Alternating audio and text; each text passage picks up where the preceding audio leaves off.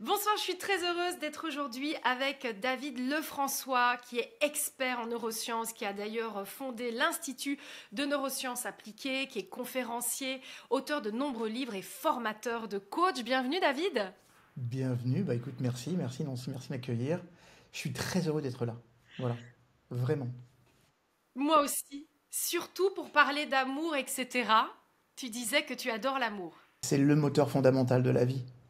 Tu sais, c'est intéressant parce que quand on analyse l'intelligence émotionnelle, quand on s'y plonge à fond, tu vas t'apercevoir que finalement, fondamentalement parlant, l'être humain, il est mué par deux grandes forces qui vont orienter et organiser toute une fonction émotionnelle.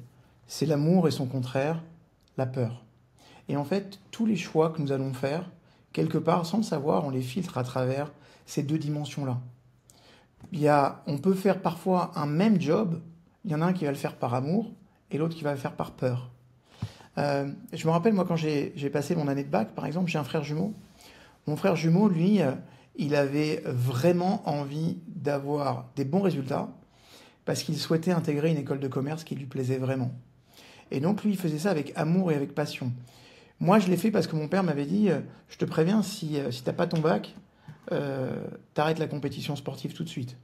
Donc, on a été mués tous les deux par par un désir qui était différent. On a eu des résultats quasi équivalents, voilà.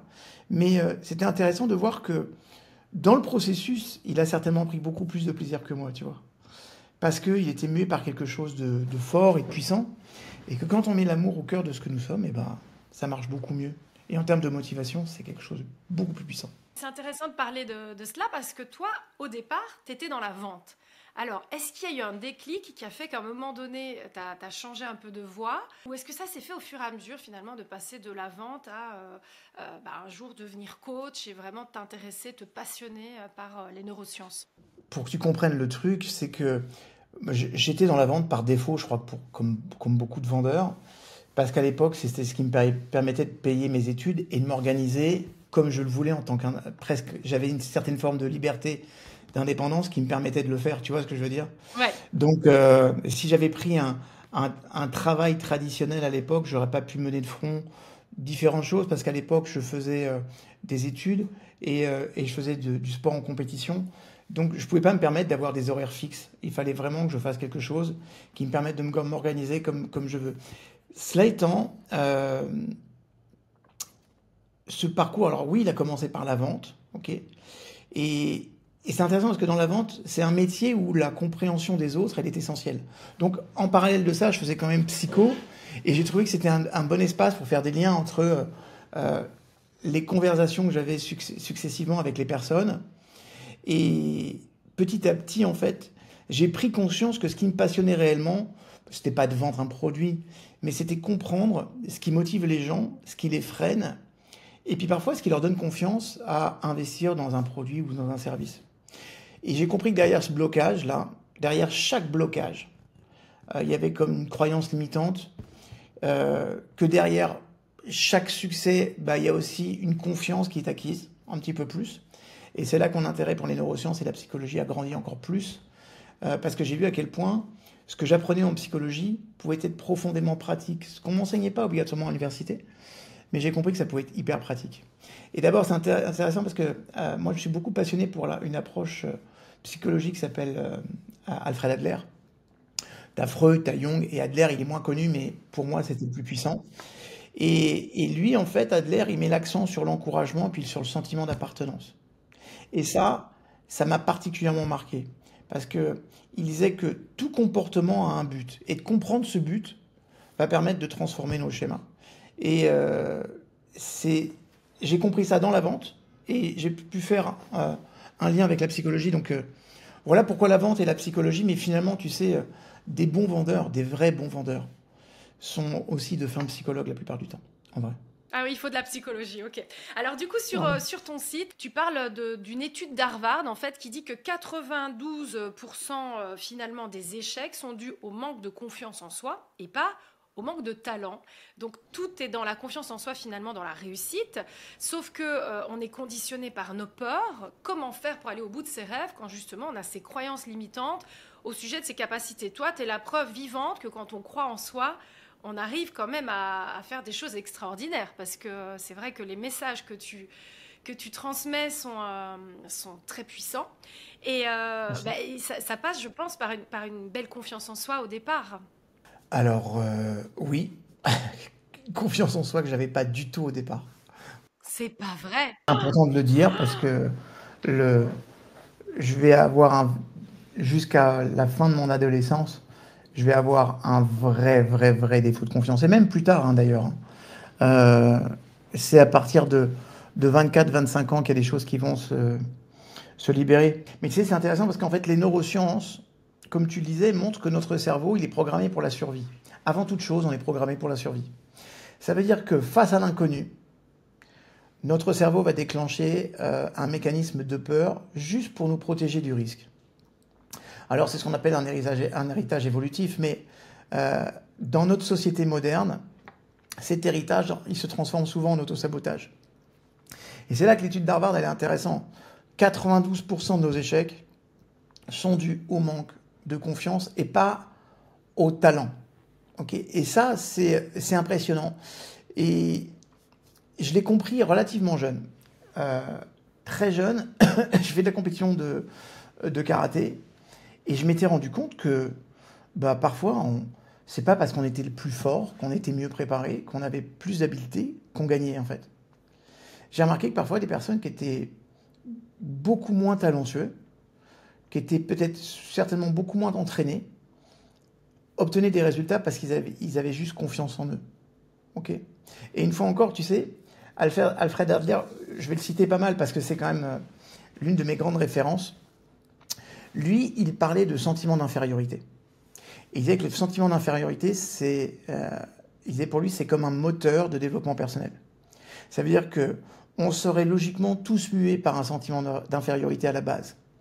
Mais que si on en reste prisonnier, en fait, on n'osera jamais agir avec toutes les conséquences que ça peut avoir sur notre vie. En revanche, si on transforme ce sentiment d'infériorité en motivation, ça devient une vraie force. Et c'est tout le cheminement de la confiance. La clé, c'est de dépasser ses propres croyances limitantes. Et pour ça, il y a une clé aussi qui s'appelle l'action progressive. C'est pas en attendant en fait d'avoir confiance qu'on agit, c'est en agissant qu'on gagne en confiance. Et chaque victoire va nous programmer comme ça, va programmer notre cerveau pour ouvrir sur un champ des possibles. Donc j'aime cette histoire de confiance en soi parce que quand on commence à le développer chez soi, et c'est quelque chose que tout le monde peut développer la confiance. Peu importe ton âge, peu importe ton niveau, tout le monde peut avoir confiance en soi, ou plus confiance en soi, et c'est quelque chose qui s'apprend. Et ça, c'est génial. On arrive à l'amour parce que des fois, que ce soit dans notre cadre familial ou dans le cadre de nos relations amoureuses, on vit des relations toxiques. Et là, pour la confiance, c'est difficile effectivement de se réaliser. Tu as donc posté sur ton Instagram les 7 types de profils toxiques. Est-ce que tu peux nous les expliquer? Est-ce que toi-même, tu es déjà passé par là pour pouvoir bien comprendre ce qu'est la toxicité de ce qui ne l'est pas? Est-ce que tu peux nous aider un petit peu à différencier quelque part le partenaire bon pour nous et celui qui va l'être moins et où voudra mieux quand même un petit peu prendre des distances, se méfier un petit peu pour notre bien-être personnel et pour notre confiance en nous, d'ailleurs? Bon, d'abord, moi, j'ai moi-même vécu des relations toxiques. Je Ah pense oui. que tu peux pas traverser une vie sans avoir des relations toxiques.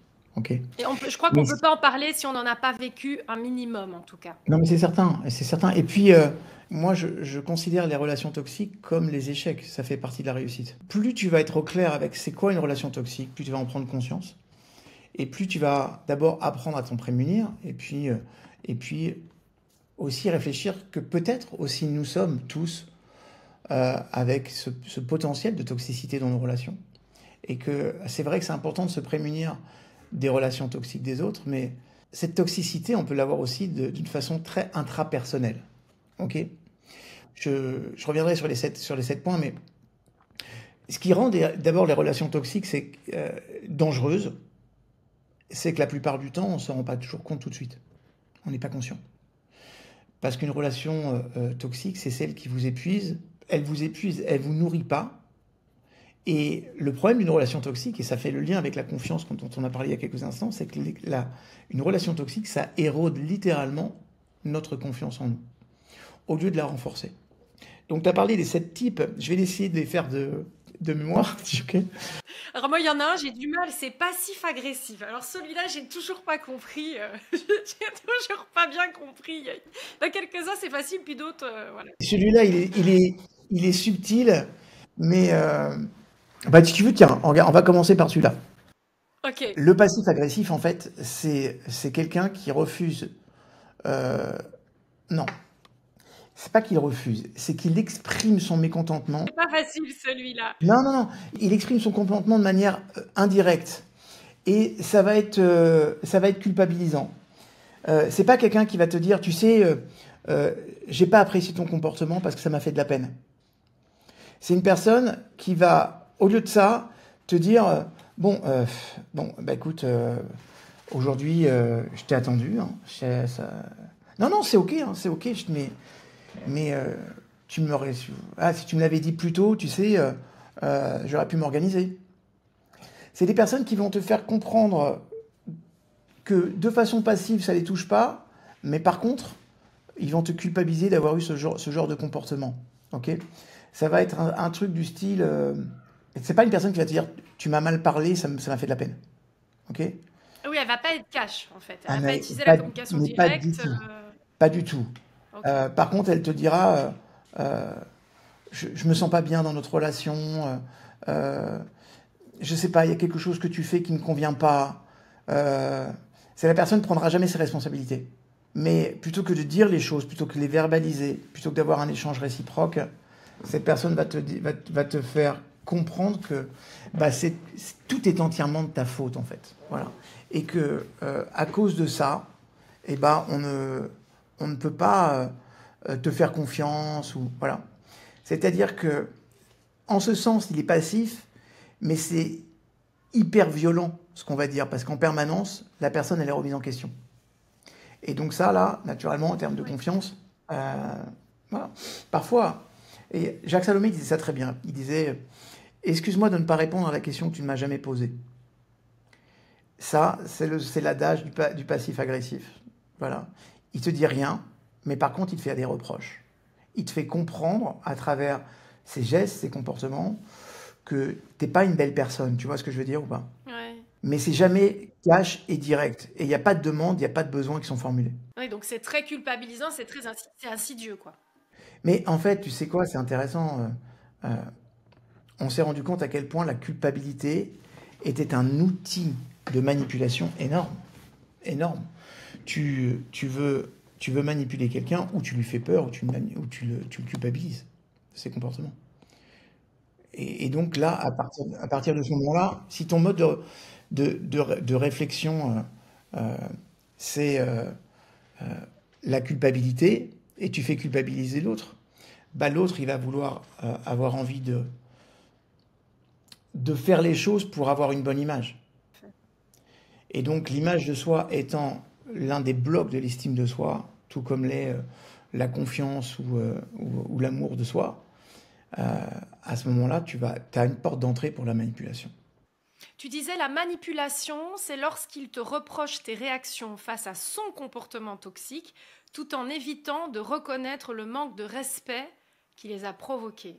Je trouve que c'est la définition de la manipulation la plus parlante, qui nous permet de comprendre qu'on la vit Ouais, c'est ou ça. pas.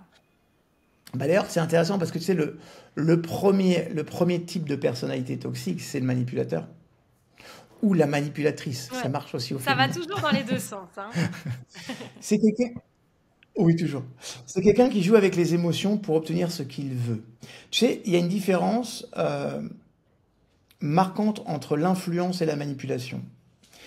Parfois, dans un couple ou avec nos collaborateurs, on est toujours dans une situation d'influence.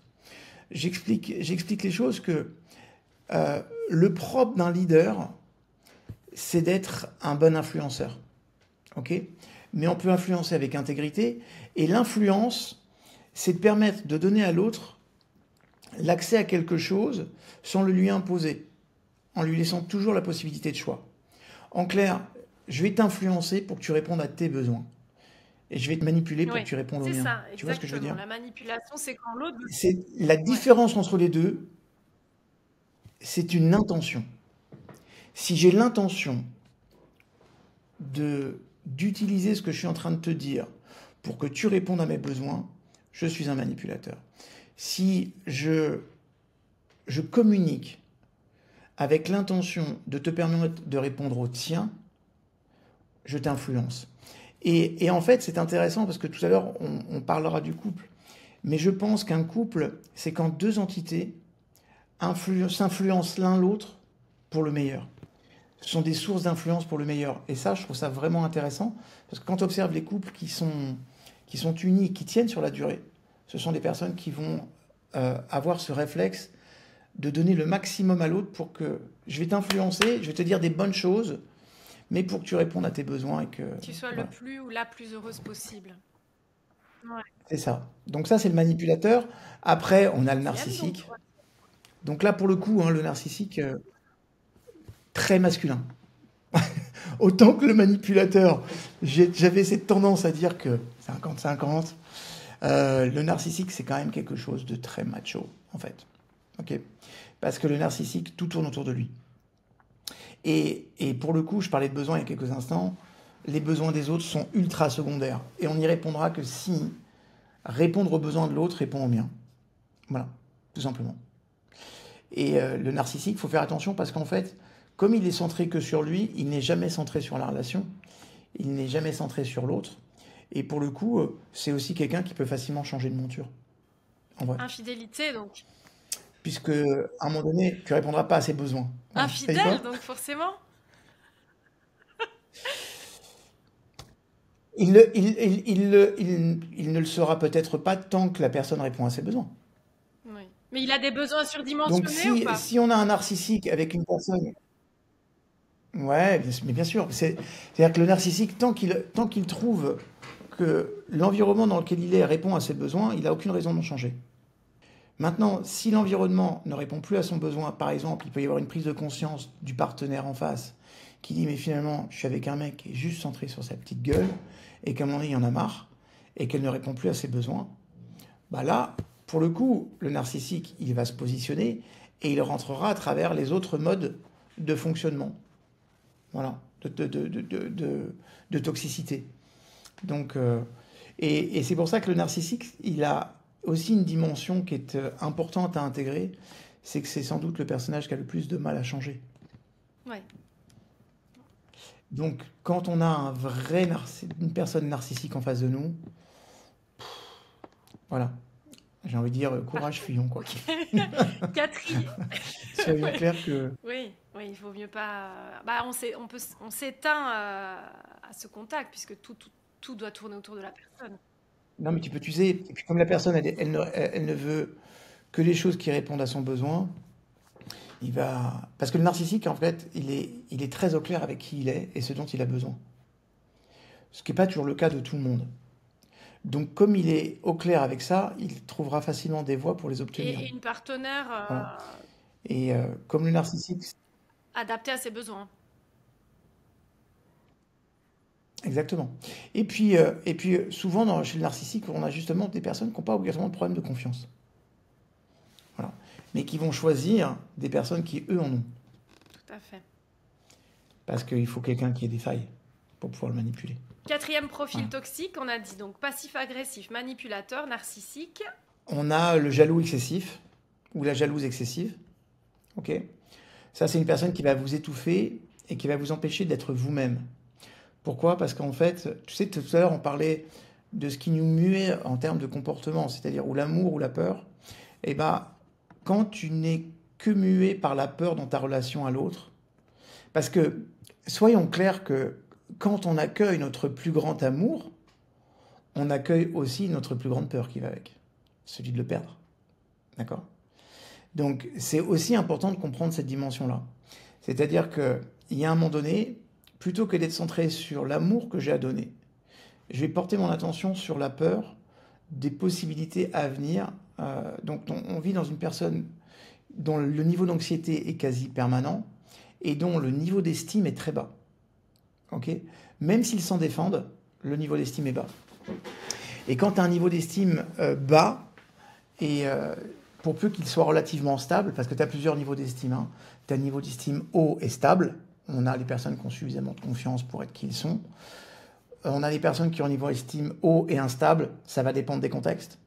On a les personnes qui sont à des niveaux basse estime, instables, il y a des domaines où ils pourraient encore un petit peu avoir de confiance, mais la personne qui a un niveau d'estime bas et stable, pour le coup, cette personne vit en permanence dans la peur. Et quand tu vis en permanence dans la peur, la crainte, c'est de ne pas être à la hauteur de quelqu'un d'autre. Tu sais, l'estime de soi, juste pour remettre ça dans le contexte, l'estime de soi est à estimer, ça vient de deux dimensions. Ça vient de a estimare, qui veut dire valeur, et a estimar, c'est donner une opinion. Okay, il y a une double consonance. Par exemple, si je te dis la politique d'Emmanuel Macron vis-à-vis du positionnement contre les Russes est une catastrophe pour la France d'un point de vue économique et d'un point de vue social, je te donne une opinion. D'accord? Pourtant, j'ai employé le mot « j'estime que ». Si je te dis « j'estime que l'immeuble dans lequel je vis vaut 20 millions d'euros », je te donne une valeur. D'accord? Et bien en fait, cette capacité d'avoir une opinion sur soi et d'être porteur de certains types de valeurs va construire notre estime de soi. Maintenant, une personne qui est jalouse, tous ces critères-là, les opinions ne sont pas bonnes et les valeurs ne sont pas bonnes non plus. Donc, si je suis avec une personne que j'aime et que ma peur c'est de le perdre, tout va devenir un danger. Spécifiquement, les prédateurs ou prédatrices qui vont tourner autour. Parce que du coup, je ne me sentirai pas à la hauteur. Je vais me comparer, ok, et dans cette dimension de comparaison, je ne vais pas me trouver à la hauteur. Donc, je vais prendre la tête à l'autre pour être sûr qu'il ne me trompe pas ou qu'il n'aille pas avec ces personnes. Et en fait, ce qui est curieux, hein, c'est que la plupart des personnes qui sont jalouses excessives sont les mêmes personnes qui vont se faire le plus tromper. C'est l'appel d'offres inconscient. Parce qu'à un moment donné, bah, il y en a marre. Tu vois, ou alors ils sont trompés, ou alors ils vont stopper la relation plus vite que les autres. Par Voilà. peur. Mhm. Donc, qui génère des angoisses, souvent on les retrouve. C'est vraiment l'adage du jaloux excessif. Après, on avait, je crois, le Ah oui, pessimiste bah celui-là, chronique. je le connais, enfin, je l'identifie pas. Pessimiste chronique, oui. Ok, le pessimiste chronique, bah, c'est des gens qui sont négatifs tout le temps. Voilà. Ce sont des personnes. Moi, j'avais une grand-mère, par exemple, sa phrase principale, et autant te dire, pour être clair, que je n'aimais pas cette grand-mère. Je l'aimais pas. Non, mais Trop j'ai le droit de dire que pessimiste je n'aimais pour pas moi. cette grand-mère. Je l'aimais pas. Elle était pas gentille. C'était une grand-mère qui n'était pas gentille. Mais indépendamment de ça, son mot, c'était la vie, c'est bien du Ah, malheur.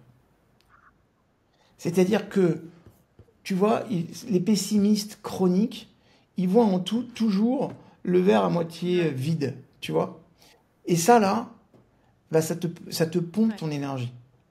Tu sais, parfois, on est bien, on se sent bien, on va avoir une copine qui est dans un mood catastrophique, et là, elle te parle de tous ses malheurs.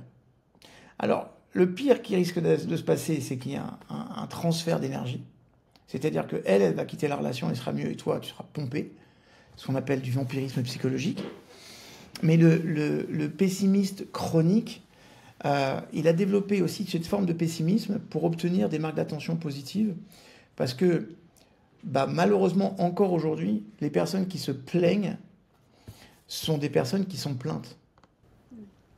Je répète parce que ça peut paraître bizarre, mais les personnes qui se plaignent sont des personnes qui sont plaintes. Ça veut dire que tu trouveras toujours quelqu'un pour te dire mon pauvre chéri, mon pauvre amour, ça craint, mais t'inquiète pas, je suis là. Et en fait, le pessimiste chronique, il a trouvé que ce chemin-là pour obtenir des marques d'attention positives. Et ça craint parce qu'en fait, plus on va les plaindre et plus on les enferme dans ce schéma psychologique, alors qu'en fait, on devrait leur rentrer dedans. Tu vois, par exemple, si je citais Alfred Adler, moi j'aimais bien Alfred Adler. Alfred Adler faisait partie de ce qu'on appelle l'école de Vienne. D'accord? Dans l'école de Vienne, on trouvait Freud. Jung y a été exclu parce que Freud ne l'avait pas voulu. Mais Alfred Adler, lui, il avait un rapport au trauma qui était complètement différent des autres. Et quand quelqu'un te disait, j'ai eu ça dans mon passé, il dit, voilà, stop. Voilà, t'arrêtes tes conneries parce que... Mais c'est pas du tout ma cam. Le mec, il disait, voilà, tu utilises ce trauma-là aujourd'hui pour justifier de ne pas prendre tes responsabilités dans ta vie. Et Alfred Adler, en ce sens, il avait une espèce de percutante de responsabilité qui était très très forte.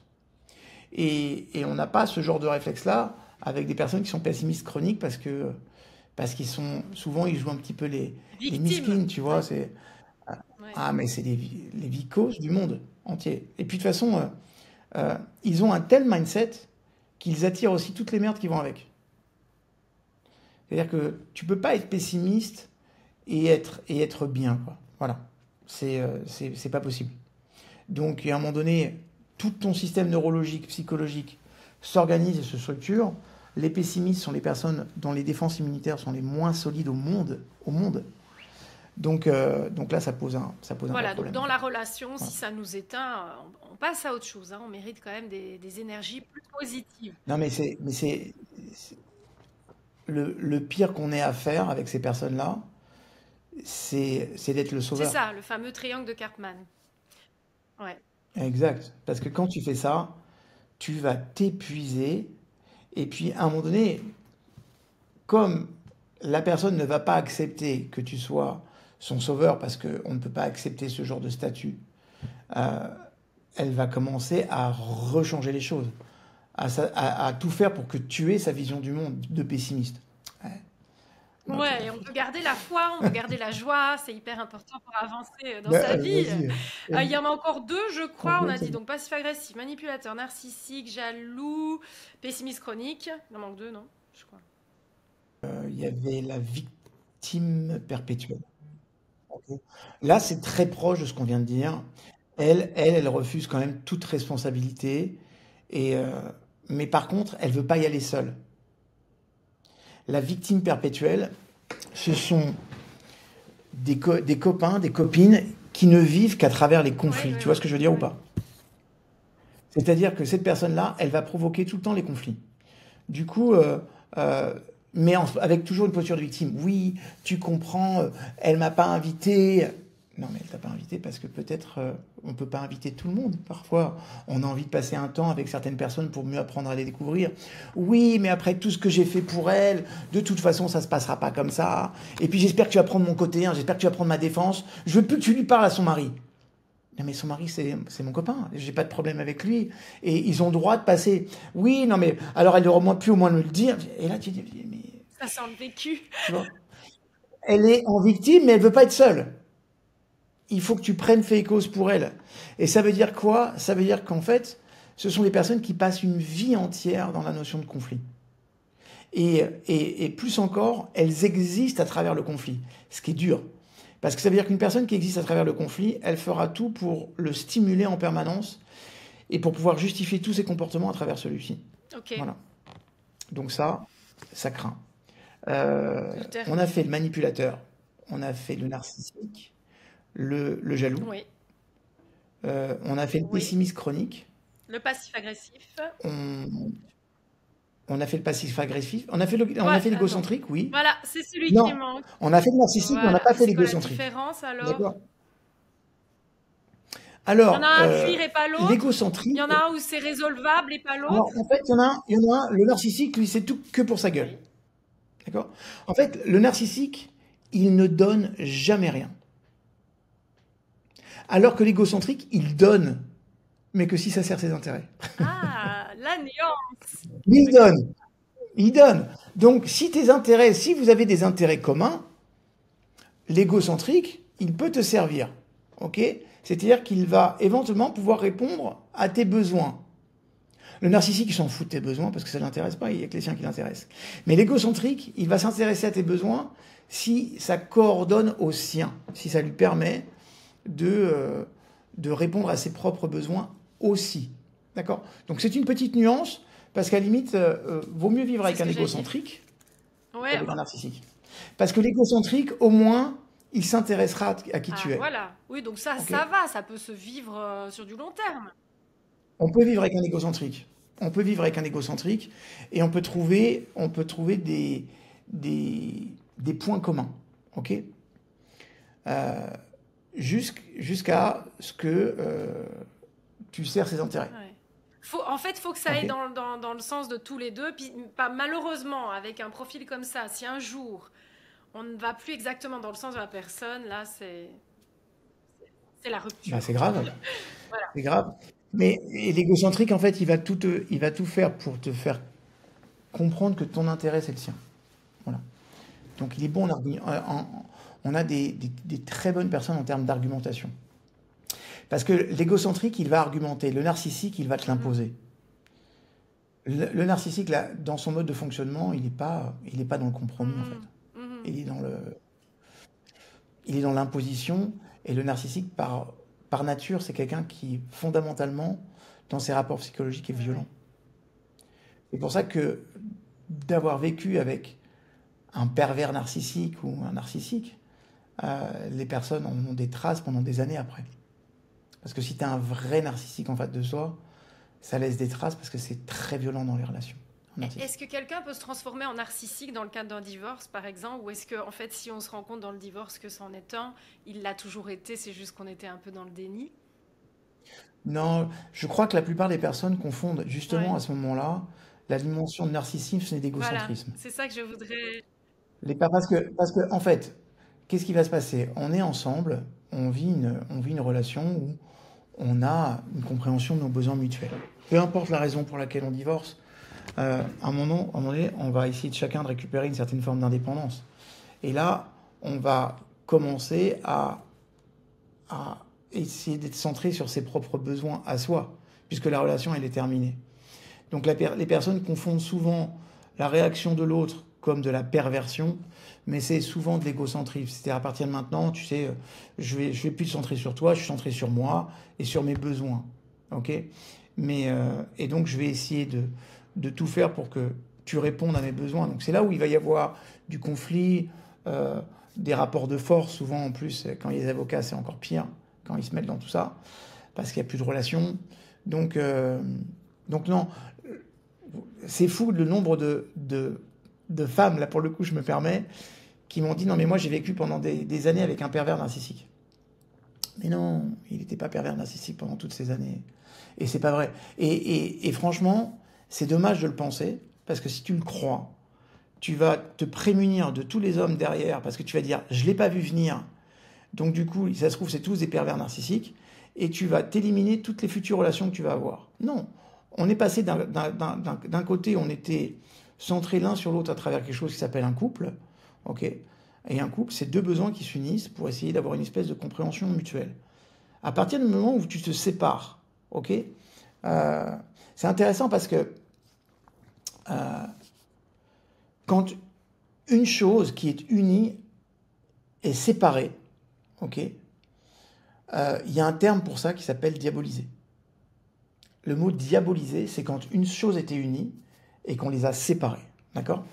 Et c'est pour ça que quand on est dans la diabolisation de nos comportements, c'est pour ça qu'on va considérer que l'autre devient un peu le Tout diable. Tu à vois ce que fait, je je veux vois dire ou très pas? très bien.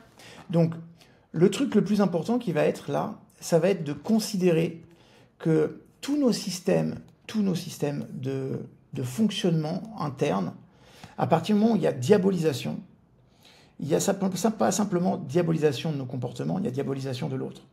Et c'est pour ça que tu vas commencer à prêter à l'autre des schémas et des comportements qui sont des comportements dégueulasses, alors qu'en en fait, ils ne le sont pas. Ce sont des comportements égocentrés où la personne essaie de dire, OK, maintenant dans cette relation, j'ai envie de répondre à mes propres besoins, mais on n'est plus habitué à ça, puisque la plupart du temps, il répondait aussi aux miens. Donc là, on s'est dit, ah ouais, mais finalement, je vivais avec un type ou avec une femme qui était centrée que sur elle, et le jour où on se sépare, c'est tout pour sa gueule. C'est pas tout à fait ça. C'est pas tout ça. C'est juste, je reprends mes besoins, et la confusion entre le narcissisme et l'égocentrisme est très très très vite C'est faite. Voilà. intéressant. C'est rare que cette différence soit faite et que les deux profils soient comparés. C'est vraiment chouette de l'avoir fait aujourd'hui, David. Alors, comment on fait? Quand effectivement on a vécu une relation, que ce soit à la fin ou tout le long, qui a été difficile, pour augmenter un petit peu ses vibrations, pour passer à un stade un petit peu supérieur et pour arrêter de reproduire justement les schémas toxiques qui sont souvent familiers, hein, qu'on a souvent vécu dans le cadre familial. Quelle est la solution? Tu dis toi-même que tu as vécu des relations toxiques. Comment tu as fait pour à un moment donné en sortir? Parce que j'imagine que tu en es sorti aujourd'hui. Oui, et puis, et ça m'empêchera pas de peut-être y être confronté à nouveau. Parce qu'en fait, ton développement personnel ne t'exclut pas des rencontres, et puis après aussi des relations, ça évolue, tu vois. Une relation de couple, on n'évolue pas tous à la même vitesse. Et parfois, c'est ça le problème, en fait. C'est qu'il y a des personnes qui vont mettre un boost d'accélération dans le processus d'individuation, c'est ce que disait Jung.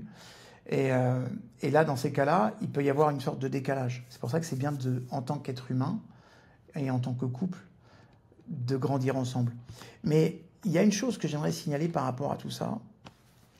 Parce que la vraie question qui se passe, c'est comment on choisit le bon partenaire? Parce que notre inconscient, il nous pousse à reproduire des schémas familiaux. Attention, même lorsqu'ils sont négatifs. Tout à fait. Par loyauté. Et en clair, il faut comprendre que nos choix, ils sont influencés par nos premiers modèles relationnels. Donc, si par exemple, l'amour a été synonyme de sacrifice ou de dépendance dans notre enfance, on risque d'être attiré ou d'attirer ce même type de dynamique à l'âge adulte. Moi, par exemple, j'ai une maman, je ne sais plus mon papa, mais mes parents étaient, je pense, une bonne relation de couple. Mais ma mère était toujours dans la logique de sacrifice par rapport à son mari. D'accord? Donc pour moi, compte tenu du fait que j'ai vécu plus en contact avec ma mère qu'avec mon père, la notion de sacrifice était quelque chose de normal et de courant. D'accord? Donc la prise de conscience, c'est toujours la première étape.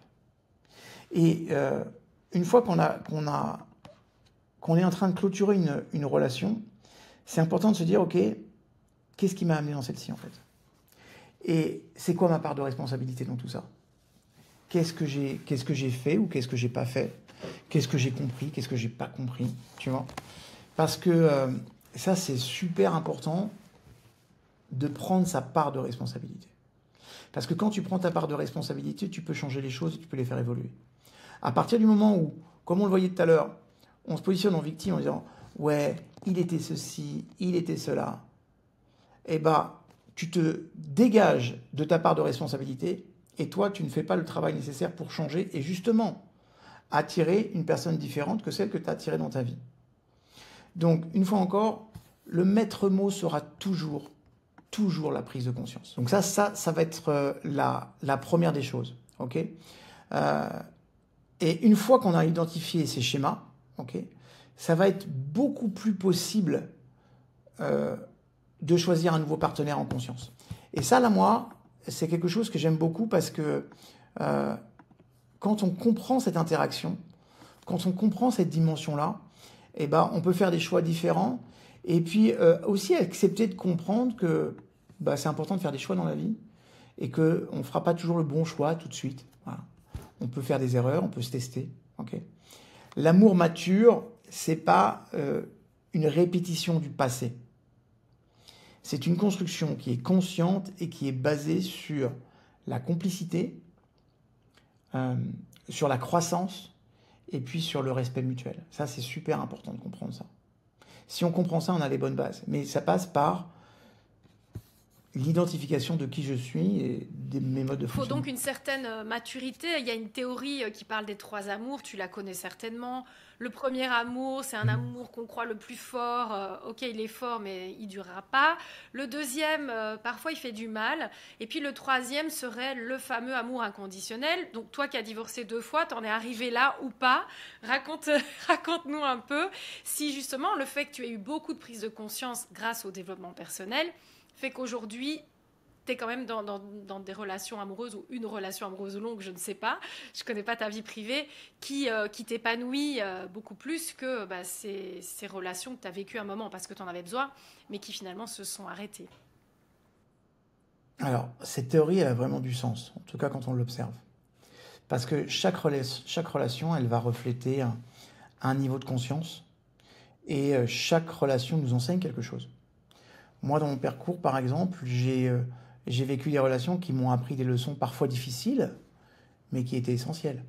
L'une des premières leçons, c'est que, par exemple, je faisais rentrer dans ma vie des personnes euh, que j'allais sauver, ou que je me positionnais en sauveur, tu vois ce que je veux dire? Et j'ai très vite compris que j'avais pas besoin de ce genre de personnes, j'avais besoin d'une personne qui avait pas besoin de moi, en fait. Voilà. Alors oui, aujourd'hui, moi, j'ai trouvé un amour qui repose sur un alignement qui est beaucoup plus profond. Et, mais il faut vraiment partir de ce principe que nos relations ne sont jamais le fruit du hasard. Elles sont le, le reflet de notre évolution intérieure. Et je crois profondément que plus nous grandissons, plus nous prenons en maturité, plus on attire des relations en phase avec qui nous sommes vraiment. Mais attention, ça veut dire aussi que plus on est au clair avec qui on est, plus les candidats et les candidates se réduisent aussi pour faire face à ça. Et c'est normal qu'on puisse passer aussi une plus grande période à ne pas trouver la personne, parce que trouver la personne qui correspond à tous nos critères de vie, nos valeurs, nos besoins, notre vision du monde, euh, c'est compliqué. C'est pas simple. Et ça demande du contact. Et le problème avec ces outils-là, c'est que les personnes, elles sont plus en contact avec l'extérieur. On ne sort plus, on n'échange plus, on est sur des applis de rencontres qui vont nous faire matcher avec des algorithmes qui ne nous comprennent pas toujours, tu vois. Et c'est dommage, parce que en fait, si tu veux le bonheur, il faut aller le chercher, en fait. Alors j'aimais bien parce que tu parlais de trouver la bonne personne en face. Et je dirais même trouver la bonne personne en phase avec qui nous sommes aujourd'hui. C'est tout un challenge. Et quand on l'a, il faut en prendre soin. Tu parles sur Instagram de ton ami qui a vécu l'infidélité de sa femme, qui comprenait pas pourquoi. Donc c'était forcément la victime, c'est forcément sa femme la fautive. Et puis tu l'as un peu secouée en disant mais attends, dans quelle mesure tu as pris soin d'elle puisque tu allais jouer tout le temps au tennis, je crois. Et au final, forcément, elle a eu un manque, mais elle te l'a dit, donc ça montre quand même qu'il y a de l'intérêt pour toi. Est-ce que finalement le secret du couple heureux, c'est pas prendre soin l'un de l'autre, absolument. Qu'est-ce que tu dirais, toi? Alors moi, je dirais d'abord que le secret d'un couple heureux, c'est d'abord de prendre soin de l'autre, mais ça commence par prendre soin de soi, d'être très au clair avec qui je suis. On ne peut donner que ce que l'on a. Je peux te donner du temps si j'en ai, je peux donner de l'amour si j'en ai, je peux donner des connaissances si j'en ai, je peux donner de l'argent si j'en ai. Donc, une fois encore, c'est important que si on considère le couple comme deux piliers qui soutiennent une même structure, c'est important que chaque pilier se renforce au quotidien. Ok? Et je crois ensuite qu'un couple heureux, c'est un couple où chacun s'épanouit individuellement et où l'on active un espace commun de respect et d'écoute. Ok? Ça veut dire quoi? Ça veut dire d'avoir une communication authentique, d'avoir de l'admiration mutuelle, une capacité à évoluer ensemble. Tout ça, là, pour moi, ce sont juste les piliers essentiels. Je vais te donner un exemple qui est assez flagrant. Moi, j'aime bien me donner des vrais challenges de vie. Ok? Et j'avais un titre en karaté en France, j'en avais un en Belgique. Je suis belge, tu Et là, sais. maintenant, moi, je vis en Israël. Ouais. C'est les plus très beaux souvenirs de ma vie, c'est la Belgique. J'aime profondément le peuple belge. Voilà, il faut que tu le saches. Parce que quand on apprend vraiment à le connaître, c'est vraiment un peuple exceptionnel et c'est un vrai peuple de cœur. C'est pas comme dans certains pays où ils sont très, tu vois, superficiels. Alors, le Belge, quand il t'aime, Ouais. il t'aime vraiment. Vraiment. J'ai eu un titre en français, en France, en Belgique, et je me suis dit, bon, maintenant, je vis en Israël, je veux un titre israélien. Et là, j'ai commencé à regarder, et c'est vraiment quelque chose qui me tenait à cœur, tu vois. Et j'y suis pas allé. Et un jour, j'ai mon épouse qui m'a dit, je comprends pas, t'avais pas dit à un moment donné que tu voulais reprendre la compétition? Alors, je lui dis oui, mais finalement, je crois que je vais pas le faire.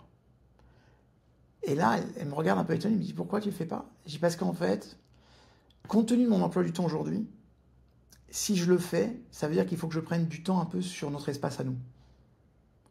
Parce que ça demande 2 entraînements par jour. Un de bonne heure le matin, un en fin de journée. Et c'est compliqué. Donc, et là, elle m'a regardé, elle m'a dit, écoute, tu sais quoi, moi, c'est pas ce que je te demande pas ce genre de sacrifice, en fait. Donc, si tu as envie de le faire et que ça t'épanouit et que ça te rend heureux, tu le fais. Moi, je préfère qu'on ait nos espaces qui sont un tout petit peu plus réduits, mais que tu sois profondément heureux parce que tu vis la vie que tu rêves, plutôt que tu sois avec moi dans la frustration de ne pas vivre quelque chose que tu rêverais d'être. Donc, elle me dit, si vraiment tu le fais pour moi, bah tu te trompes parce que c'est pas ce que je te demande, c'est pas ce que je veux. Et si ça te fait kiffer, fais-le. De toute façon, tu vas pas faire de la compétition encore pendant 10 ans. Voilà, donc, et on se réorganisera, machin truc, mais vraiment, si ça tient à cœur, vas-y. Mais par contre, si tu le fais pas à moitié. Je veux que tu Waouh! gagnes. Ça, c'est la bonne Voilà. personne. Mais c'est ça le truc, tu vois. Le principe, il va être là. C'est de comprendre c'est quoi le vrai besoin de l'autre et de se dire, bah, en fait, mon job à moi, c'est de tout faire pour que mon épouse, elle soit heureuse. Voilà. C'est mon job au quotidien. Ok? Et je pense qu'un couple heureux, il se pose une question le matin. C'est pas qu'est-ce que je vais prendre de cette relation, c'est qu'est-ce que je vais donner, en fait. Tu vois, par exemple, là, elle a donné du temps, elle a donné de son espace pour que moi, je puisse être heureux. Mais parfois, je vais faire exactement la même chose. Moi, je suis un workaholic, tu vois. Je peux travailler H24 parce que je suis un passionné. Quand j'ai terminé de travailler, je vais écrire sur des bouquins. Tu vois. Je pourrais ne jamais m'arrêter. Mais il y a des moments où quand mon épouse va exprimer un besoin, elle me dit, tiens, ça fait longtemps qu'on n'a pas fait ça. Ok, dimanche, il est pour toi. Moi, je vis au rythme d'Israël, c'est-à-dire que on fait, on fait le Shabbat le samedi. Le samedi, je touche aucun élément électronique, rien du tout. Donc, c'est un vrai repos, tu vois. Donc, moi, le dimanche, je bosse. Ici, l'Israélien, il bosse. Tout le monde bosse, en fait. Tu vois. Donc, j'ai ce rythme-là. Mais si, à un moment donné, mon épouse, elle me dit, bah, ça fait longtemps, je prends mon dimanche et tu vois, je lui donne. C'est aussi la force que j'ai d'être indépendant, de faire un petit peu ce que je veux de mon temps. Mais par contre, je suis très sensible à ses besoins. Je vais écouter ses besoins et je vais essayer. Je ne vais pas essayer, je vais faire tout ce qu'il faut, tout ce que je peux pour y répondre. Ouais. Le Bah, reste, l'amour sain, finalement, voilà. c'est ça. On veut le meilleur pour l'autre, en fait. Et Oui, oui, normalement, on ça veut le meilleur, match, hein. on veut le meilleur pour Normalement, l'autre, ça match. même si parfois ça colle pas obligatoirement avec ce qu'on Hmm. voudrait. Je suis sûr qu'elle préférait avoir plus de temps avec moi, tu Ouais. vois. Mais elle sait que ce temps, il y a la qualité et il y a la Oui. quantité. Que vaut mieux une quantité un petit peu plus réduite, mais avoir une Mhm. qualité où je suis exalté, où je suis bien, où je vis exactement ce que j'aime faire et ce que je rêve de faire, tu vois, plutôt que d'avoir de la quantité où tu as des personnes, tu sais, ils passent toute la journée ensemble, tu te demandes de À quoi la ils fin, parlent, oui, bien tu sûr. vois. Alors que nous, quand on est ensemble, bah, on parle, on communique, on échange, j'ai des choses à raconter, Oui, tu parce qu'il y a vois. des temps d'arrêt, du Donc, respect, finalement, des moments de l'autre. Donc, c'est intéressant. Et comment on fait, justement, sur une relation long terme, maintenant, je ne sais pas, ça fait combien de temps que vous êtes ensemble, pour un peu hacker, 14 ans. combien? 14 ans, le fameux 14 ans. cycle des 7. Du coup, comment on fait pour hacker Mais c'est ça. la chimie du cerveau, des fois, pour raviver un peu la flamme au bout de, justement, X années, où on pourrait se dire, tiens, lassitude. Écoute, d'abord, il y a plusieurs choses avec ça. Tu vois, moi, par exemple, je te parlais d'une chose qui s'appelle Shabbat.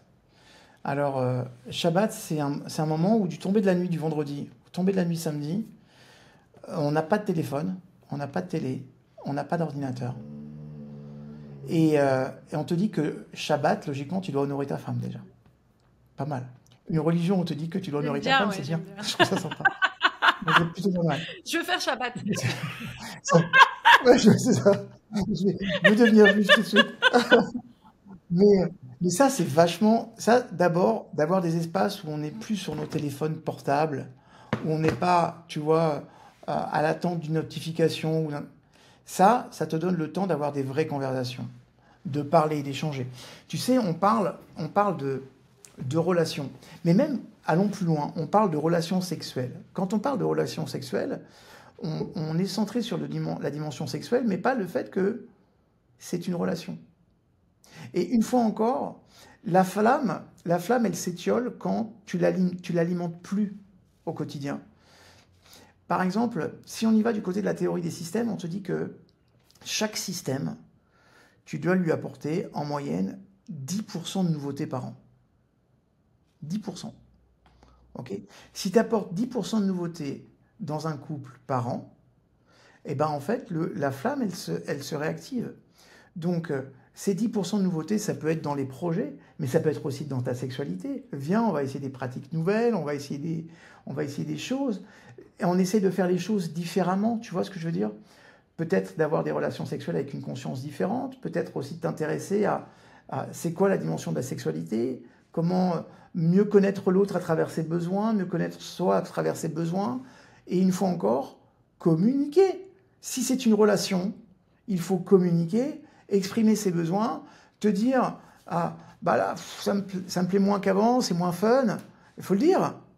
Il faut le dire. Il y a des personnes qui n'osent pas le dire dans leur couple, de dire, ah, tu sais, j'en ai marre qu'on fasse toujours les mêmes positions, c'est lassant. Ah, c'est bon, c'est sympa, mais bah viens, regardons ce qui existe dans ce monde. Il y a une littérature, l'information, elle n'a jamais été aussi accessible. Viens, on va s'intéresser à c'est quoi les jeux sexuels, c'est bien, on va s'intéresser à la sexualité, comment la faire grandir, comment apprendre à faire monter ton plaisir, peut-être comment apprendre aussi à activer d'autres zones érogènes. C'est-à-dire qu'on a toujours la possibilité, que ce soit dans nos relations sexuelles ou que ce soit dans notre relation, d'apprendre à mieux se connaître. Profitons-en. Maintenant, à partir du moment où on ne communique pas ses propres besoins, c'est là où les problèmes arrivent. C'est là où les problèmes arrivent, où la personne, elle va se lasser, c'est plus sympa, c'est moins bien, tu as moins de kiff.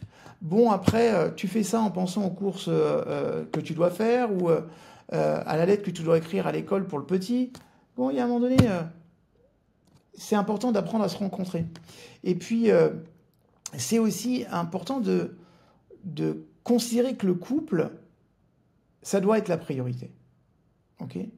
C'est-à-dire que, par exemple, moi, dans la semaine, toutes les semaines, il y a une soirée que j'accorde à mon épouse. Je bosse beaucoup. Le matin, je m'entraîne de bonne heure. Ensuite, je vais tourner des vidéos. L'après-midi, je fais de la recherche. Ensuite, le soir, j'ai des téléconférences pour mon école de formation de coach. D'accord? Et bien, il y a un soir systématiquement qui est donné à mon épouse. Et chacun son tour, on choisit qu'est-ce qu'on fait. Est-ce qu'on va faire un restaurant? Est-ce qu'on va bouger? Et c'est pas une question d'argent. On peut très bien aller faire un pique-nique sur la plage. Bon, on a de la chance d'avoir une plage à côté. Au parc. Ça aide. Ok. Pour les autres. Ouais, ça aide, vraiment ça aide. Bon, c'est ça, pour les autres. D'ailleurs, vous avez tous encore envie de devenir Ouais, juif c'est et de ça. déménager, vous allez voir. Euh, mais on se prend un moment tous les deux, tu vois. Alors après, en plus, il y a cette journée de Shabbat où fatalement on est tous les deux, où on est entre amis, en famille. Mais c'est important de se dire, l'autre doit être ma priorité. Et tant que l'autre reste ta priorité, il n'y a pas cette histoire de flamme Ok. qui disparaît. Donc, conclusion, 10% de nouveautés par an, ça va, finalement c'est accessible. Et surtout, communiquer ses Grave. besoins et entendre, être à même d'entendre ceux de l'autre. Oui, et puis dire quand ça va Voilà, pas. Dire quand ça oser va le pas. dire. Tu vois?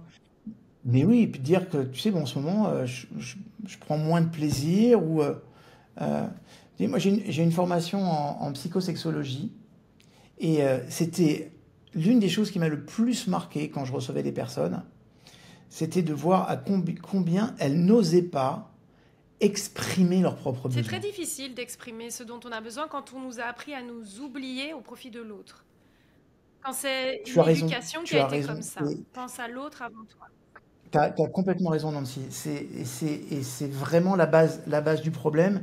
C'est qu'à un moment donné, il faut considérer que euh, je, je ne peux être satisfait dans mes propres besoins qu'à partir du moment où je sais les communiquer, en fait. Voilà. Et la vraie question, qu'un couple devrait se poser en permanence, c'est de quoi tu as besoin. Moi, c'est une question que j'ai à ma bouche, mais avec pas simplement dans mon couple. D'abord avec moi, je me pose souvent ces questions de quoi j'ai besoin, là, actuellement dans ma vie, pour être heureux, pour être épanoui, pour être motivé, pour être en bonne santé, de quoi j'ai besoin. C'est super important pour être exalté. De quoi, quand j'ai un copain qui me parle, de quoi tu as besoin? De quoi tu as besoin? Parce que quand tu es au clair avec le besoin, tu peux mettre en place la bonne stratégie pour. Et dans nos couples, Oscar Wilde disait, un couple, c'est quand deux personnes regardent dans une même direction. Mais laquelle? Ok. Et une fois encore, tout est une question de besoin. Est-ce qu'on regarde tous les deux dans la même direction, une direction qui est commune? Est-ce que je regarde dans la tienne? Est-ce que tu regardes dans la mienne? Et si tu exprimes, tu vas voir que si tu apprends à exprimer tes besoins librement, que ce soit dans ton lit, que ce soit sur l'éducation, sur la façon dont tu as envie d'être traité, sur la tendresse. Combien de femmes voudraient que leur mari soit plus tendre, mais ne leur disent pas? Mais par contre, avec les copines, ça y va. Non, mais franchement, il a jamais un geste pour moi. Exprime-le. Exprime-le. Tu sais, je me sentirais beaucoup mieux si de temps en temps, tu me prenais un peu plus dans tes bras ou si tu m'embrassais un petit peu plus. Parce que quand tu me prends dans tes bras, mon monde, il est différent. Voilà. Et tu enlèves tous les problèmes que j'ai dans ma journée. Donc, n'hésite pas à me prendre dans tes bras le plus souvent possible. Maintenant que je le sais, si je le fais pas, je suis un gros con, d'accord? Mais si je sais que ce simple geste, ça peut te rendre heureuse. Voilà. C'est la solution. Arrêtez de jouer aux devinettes, en fait. Arrêtez de penser que l'autre, il va deviner. Parce qu'il y a quand même des personnes qui me disaient aussi, non mais s'il m'aimait vraiment, il devrait le savoir. Ben non, ben non. Même nous-mêmes, on ne sait pas ce qu'on veut des fois. Alors voilà, faut d'abord apprendre à savoir déjà ce qu'on veut, pour pouvoir le dire à l'autre, pour que l'autre l'entende et qu'il fasse en sorte que ça se passe bien. Grave. Donc voilà, plus de devinettes et on exprime profondément ses besoins. Et il y a aussi une chose qui est importante, c'est d'exprimer la gratitude. Voilà. Régulièrement, exprimer à l'autre combien on est chanceux de l'avoir dans notre vie, combien c'est un régal, que notre vie avec cette personne, elle est quand même beaucoup plus sympathique que sans elle. La vie est mieux à deux, c'est vrai. Conclusion, David, pour terminer. Merci pour ta générosité. Hein. Ouais, franchement, là, c'est un vivier de savoir en 1 heure. Je suis très, très contente. Est-ce qu'on peut dire que tout dépend vraiment de nous? Bah non, ça s'appelle un couple. Donc tout ne dépend pas vraiment que de nous, parce que parfois, malheureusement, j'ai vu des personnes qui essayaient de porter la générosité de leur couple, et ce n'était pas toujours le cas. Parce qu'en face, on n'a pas obligatoirement le même niveau de conscience. Voilà. Maintenant, ce que je crois, c'est que ce niveau de conscience, c'est celui qui est censé avoir le plus élevé, qui doit s'adapter. Tu sais, je vais te raconter une anecdote qui est très intéressante. Je vivais à un moment donné en Haute-Savoie, dans un chalet en pleine montagne. Et un jour, mes parents sont venus nous voir, et j'avais ma fille Chani sur mes genoux, elle devait avoir 2 ans. Et je suis sur mon ordinateur, j'ai ma fille sur les genoux, mon père est à côté. Et mon père regarde la mise à jour que je suis en train de faire sur mon ordinateur. Et il me dit, qu'est-ce que tu fais? Je fais une mise à jour. Il me dit, c'est quoi? J'ai un logiciel. Et en fait, le fabricant du logiciel a fait des améliorations et je les télécharge gratuitement. Et là, il m'a dit une phrase, il m'a dit, mais il marche pas ton logiciel? J'ai dit, si, il marche très bien. Et là, il m'a dit, mais pourquoi tu fais une mise à jour alors? Et j'ai compris à ce moment-là que mon père, il était en Windows 95 et moi j'étais en Windows 2010, tu vois, genre. Et ça veut dire que parfois, il y a des personnes qui n'ont pas le niveau en face, compte tenu de leur histoire. C'est pas une question d'intelligence, c'est une question de limitation compte tenu de leur histoire et de leur éducation. Et que s'ils ne peuvent pas faire cette étape de développement, c'est peut-être à nous de leur apporter. C'est-à-dire qu'aussi, je pense que dans notre couple, on doit être cette personne qui va stimuler l'autre à devenir meilleur. Pas simplement à répondre à ses besoins du moment, mais à répondre à, voilà, qui t'as envie d'être dans l'absolu, eh ben, je vais t'amener aussi à t'aider à être cette personne-là, tu vois. Et ça aussi, c'est important de comprendre que La plupart du temps, on attend de l'autre qu'il soit parfait dans la relation. Moi, je suis un mec qui est pourri d'imperfection, je le Qui sais. ne l'est pas. Et, et j'essaie de m'améliorer tous les jours, en vrai. Mais je ne considère pas que parce que j'ai ces connaissances-là, je suis meilleur que quiconque.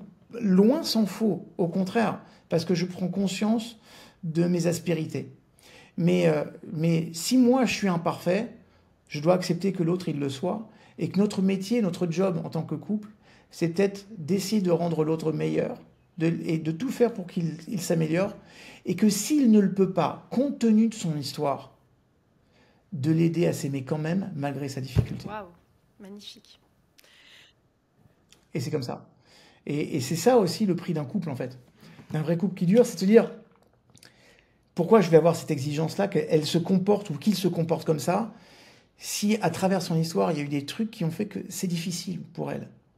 Pourquoi je vais lui mettre une pression à avoir ces exigences? Viens, je vais apprendre à vivre avec ça. Voilà. Et je vais apprendre à aimer la qualité de son défaut. Tout Tu à vois ce que fait. je veux dire ou pas? Oui, composer avec nos Voilà. différences. Je vais composer, puis je vais, viens, tiens. Aimer, tu sais, l'amour, ça commence toujours par l'acceptation. L'amour de soi, c'est l'acceptation de qui je suis. L'amour de l'autre, c'est l'acceptation de qui elle est. Ok. Est-ce que ton épouse, elle est parfaite? Est-ce que moi je suis parfait? Bah, la réponse est non. Voilà. Mais malgré tout, elle m'aime avec mes défauts et je l'aime avec ses défauts. Donc, ou bien on se permet de s'aider mutuellement, ou bien on s'accepte mutuellement à travers le défaut. Et le problème, c'est que la plupart du temps, quand quelqu'un a un défaut, on veut focaliser que sur son défaut, alors qu'on passe à côté de tout le reste. Tu vois ce que je veux dire?